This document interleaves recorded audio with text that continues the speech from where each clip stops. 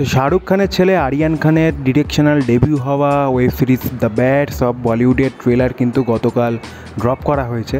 তো এর আগেও একটা প্রোমো টাইপের এসেছিলো, তো আমি ভেবেছিলাম ওটাই হয়তো ওই সিরিজের আর কি ট্রেলার, এরপর হয়তো আর ট্রেলার আসবে না, যদিও মাঝখানে আরও দুখানা গান তারা রিলিজ করে দিয়েছিল। তো সেই কারণে আমার কোনো আইডিয়া ছিল না যে এরপরেও আবার কোনো নতুন করে ট্রেলার আসতে পারে। তো যেটা এর আগে এসেছিলো সেটার নাম I think the bats of Bollywood preview এরকম টাইপের কিছু ছিল।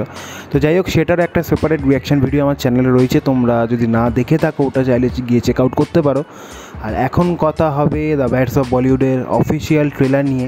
আমি জানি না ট্রেলারের মধ্যে তারা নতুন কী রিভিল করেছে, আর আগের যেটা প্রোমোটা ছিল আর কি, তো সেটা দেখে মোটামুটি বোঝাই গেছিলো ভালো মতো যে এটা একটা বেশ মজাদার শো হতে চলেছে, মজাদার একটা সিরিজ হতে চলেছে। তো এবার ট্রেলারে দেখি নতুন কী জিনিস জানা যায় এই সিরিজের ব্যাপারে। তো চলো আর দেরি করবো না, আগে দেখে নিই, তারপর হবে বাকি কথা।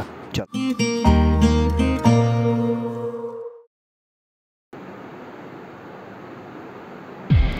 आसमान, तुम्हें उल्टी चीजें बोलने में बहुत मजा आता होगा ना, जब देखो तमाशा खड़ा करते हो। अरे सर एक्टर हूँ, तमाशा खड़ा करना तो काम है मेरा। डायलॉग बाजी किया रे तू, माहिर। पूरे बॉलीवुड को चीर के रख देना तूने। वो तुम्हारा बेटा हीरो बना है, तुम नहीं। वो मेरे लिए तो शुरू से हीरो है, दुनिया को आज पता चला। और दिशा मैम वाहियात डेब्यूटेंट आसमान सिंह की एक्टिंग। टारगेट्स की चाटते तोतला हो गया। तूतिया आमिर एंड राजामौली। राजामौली, आमिर खान, बाप रे। ओए रिवॉल्वर इधर आ। इडली और वड़ा पाव। सोच मत, इडली सांभर या वड़ा पाव। वड़ा पाव। क्या यार, idli sambar sir, idli sambar sir. Living in someone's shadow is a struggle in itself. तो मैं सिर्फ इतना कह रहा हूँ कि पापा की परछाई से निकलो, मालूम पड़ेगा कितनी धूप है बाहर। এটা কাকে বললো? নিজের বোনকে? वो होती है chemistry and nobody makes love stories Dharma. Karan Johar ladies and gentleman. नाम तो सुनाओ। ये मेरी बेटी की पहली फिल्म है and this is not the launch I want for Lord Bobby. Free film deal with soda soda वाला प्रोडक्शंस। मैं तो करण सर की फिल्म कर रहा हूँ। छोड़ दे, get your shit sorted in the next 24 hours वरना तुम फिल्म से बाहर। What happened? कह रहे तेरे अंडरवर्ल्ड के साथ लिंक्स। एक्टर बनने आया था, लगा नहीं था कि इतनी एक्टिंग करनी पड़ेगी।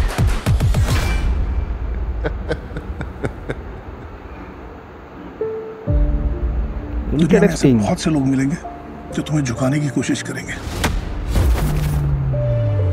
और अगर कभी झुकने की नौबत आए भी ना तो सर उठाना, ऊपर देखना और याद करना तू कौन है।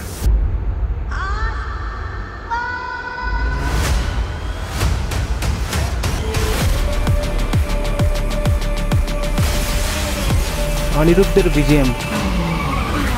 ओ फूड ट्रांजिशन। थैंक यू, गाना बंद कर दिया आपने, कानों से खून आ गया था बहन। घंटे का बाश। ओह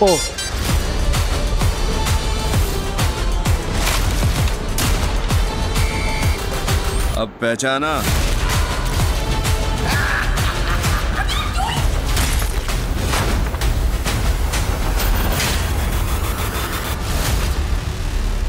पता आपसे कौन मिलने आए हैं? बादशाह। बादशाह दी पैन, इसकी शक्ल नहीं देखना चाहता मैं, पर सर घंटे का बादशाह। ओह सर उन्हें आपसे नहीं मिलना। क्या कहा उसने? नहीं सर, वो अरे चुके, क्या कहा उसने? घंटे का बोला बादशाह। घंटे का बादशाह।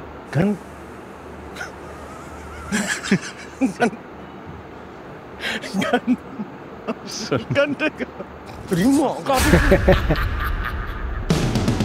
রুটিয়ান অ্যান্ড ডিরেক্ট আরিয়ান খান।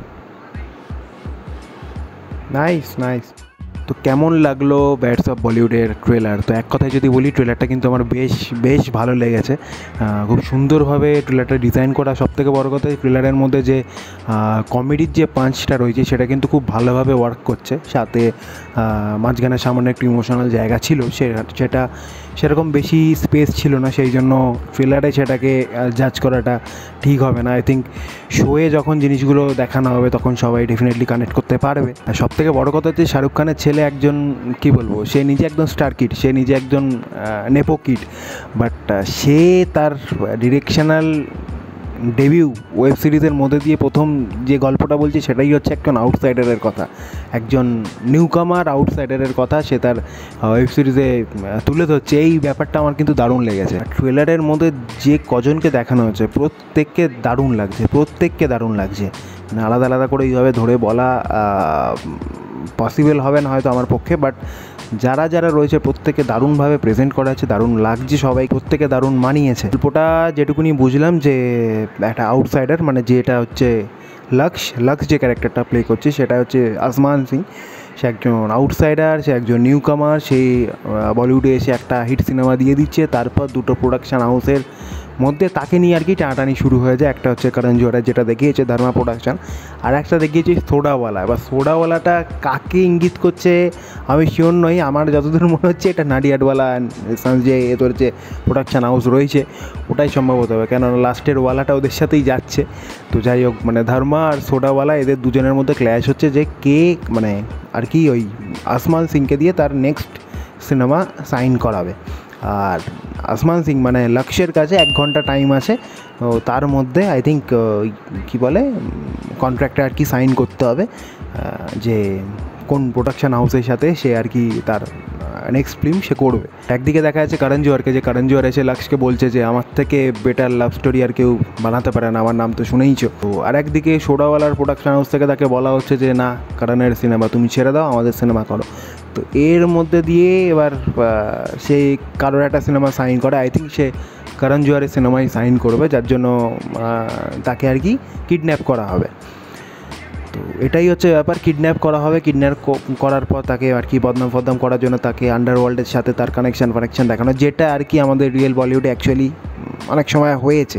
তো সেই ব্যাপারটাকে এখানে তুলে ধরা হয়েছে। তারপর সে ওই সমস্ত ব্যাপার থেকে কীভাবে আবার বেরিয়ে এসে নিজের জায়গায় ফিরে আসবে, এটা নিয়েই সম্ভবত ওয়েব সিরিজটা। বাট গল্পটা যেটুকুনি বুঝলাম গল্পটা ভালোই লাগছে, আর কমেডির যেহেতু টাচ রয়েছে লোকে দেখতে কিন্তু বেশ মজা পাবে। যে ধরনের সিন দেখানো হচ্ছিল না পুরো ট্রেলারটা জুড়ে, সেটা দেখে আমার কোথাও গিয়ে মনে হচ্ছিল না যে এটা কোনো ওয়েব সিরিজ বলে, আমার প্রপার মনে হচ্ছিল এটা কোনো মুভির ট্রেলার দেখছি। একদম মাস মশালা এন্টারটেইনমেন্ট পুরো ভরপুর, একদম ঠাসা একদম ট্রেলার যাকে বলে, সেটাই হচ্ছে এটা। কিছু জিনিস আমার খুব ভালো লেগেছে, সেটা হচ্ছে যেমন আমির খান আর রাজামৌলির যে সিনটা, দুজনকে একসাথে দেখা গেল, তো ওইটা তো ভালো লেগেছে। তারপর লক্ষ্যকে যখন ডেকে জিজ্ঞাসা করছে যে বাটা পাও না কী বলে ওই ইডলি সাম্বার না, ওটা জিজ্ঞাসা করছে, তো লক্ষ্য বলছে ওখানে যে বাড়া পাও। তারপর আমির খান যেভাবে ধ্যাত করে তারাই ওকে, ওই সিনটা দারুণ লাগছে। তারপরে মনোজ পাওয়া আর বাদশার যে সিনটা, যে বাদশাহ যখন বলছে থ্যাংক ইউ আপনি গানা বন্ধ কর দিয়া, এ তো কানও সে খুন নিকাল যাতা। তো আলটিমেটলি এটা হয়ে থাকে, বাদশার অনেক গান শুনে আমরা অনেকে ক্রিটিসাইজ করেছি এক সময় যে এটা কী গান বানিয়েছে। তো সেই অ্যাঙ্গেল থেকেই হয়তো এটা কি বলে বানানো আর কি। তো সেখান থেকে তার মধ্যে মনোজ পাওয়ার সাথে যে বাদশার এই ফাইট সিকোয়েন্সটা, মানে বক্সিং রিংয়ে দুজনকে মারছে, তো সেরা মাঝখানে একটা যেটা লক্ষ্য আর যে হিরোইন যে আর কি রয়েছে বেসিক্যালি, মানে ববি দেওয়ালের মেয়ে এখানে, তো সে আর কি ওই টাইপের, মানে কি বলে আর কি ওই নিব্বি, মানে পাপা কি পারি ওই ওরকম টাইপের, মানে আতুষে আর কি মেয়ে।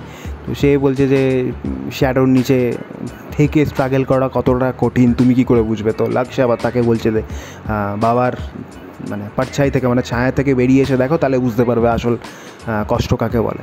তো লাইনটা শুনে আমার কোথাও গিয়ে মনে হচ্ছিলো শাহরুখ খানের ছেলে শাহরুখ খানের মেয়েকেই ইন্ডিকেট করছে না তো এটা বলে।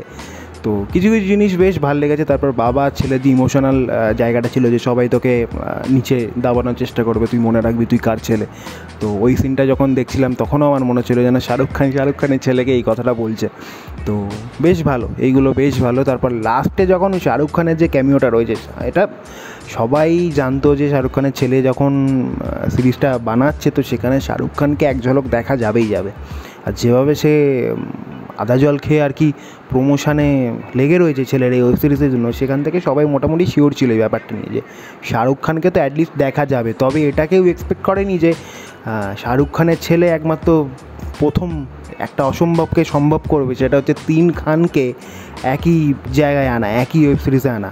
সালমান খানকে আমরা আগের প্রিভিউটা তো অলরেডি দেখে নিয়েছি, এখানে আমির খানকে আর শাহরুখ খানকে দেখলাম। তো এটা কিন্তু একটা হেভি ব্যাপার হবে, যখন 3 জনকে একসাথে দেখা যাবে, 3 জনের ফেস অফ যদি হয় তাহলে তো একদম বিশাল মজা এসে যাবে। তো এই ট্রেলারে লাস্ট সিনে যখন শাহরুখ খানের যে এন্ট্রি হয় বা মানুষ বাবাকে গিয়ে যে বলছে যে আপনার সাথে আজকে কে দেখা করতে এসেছে জানেন, বাদশাহ। তো বাদশার নাম শুনেও ভাবছে আমাদের এই র্যাপার বাদশাহ, সে তো খোঁচে বোম, গালাগালি করছে বাদশাকে।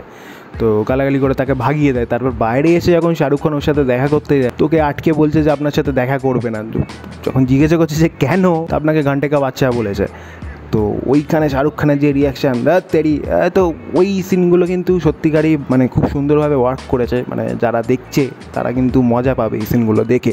আর আলাদা করে রাঘব আর কী বলে লক্ষ্যের কেমিস্ট্রি নিয়ে আলাদা করে কিছু বলার দরকার নেই। তাদের কেমিস্ট্রি প্রথম থেকেই, তাদের যে বন্ডিং, তাদের যে বন্ধুত্ব, সেটা কিন্তু অনস্ক্রিন প্রথম থেকেই ফুটে উঠছিল। সেটা এখানেও তারা মেনটেন করেছে। তো এবার দেখার 18 সেপ্টেম্বর আসছে সিরিজটা। আই থিঙ্ক সেরকম ধামাকাদার কিছু হবে, আর হোক, সেটাই আমি চাইবো। প্রচুর বড় স্টারকাস্ট, প্রচুর প্রমিসিং মানে ডিজার্ভিং লোকজনকে বেছে বেছে ইয়েতে আর কি নেওয়া হয়েছে। তো দেখা যাক এবার শোটা কেমন হয়। এই ছিল আমার ওপিনিয়ন, এই ছিল আমার রিয়াকশান ব্যাডস অফ বলিউডের অফিসিয়াল ট্রেলার নিয়ে। আমি কিন্তু বেশ এনজয় করেছি, আমার কিন্তু বেশ ভালো লেগেছে। এবার তোমরা জানিও তোমাদের কেমন লেগেছে। আমার ভিডিওটা যদি ভালো লেগে থাকে তো অবশ্যই একটা লাইক করে দিও, তোমাদের মতামত অবশ্যই কমেন্টে জানিও। আর চ্যানেলে যদি নতুন হয়ে থাকো তো অবশ্যই সাবস্ক্রাইব করে দিও। তো আর কিছু আর নতুন করে আলাদা করে বলার নেই, এই ছিল আজকের ভিডিও। তো দেখা হবে আবার নতুন কোনো ভিডিওতে। টিল দেন টেক কেয়ার আর বাই।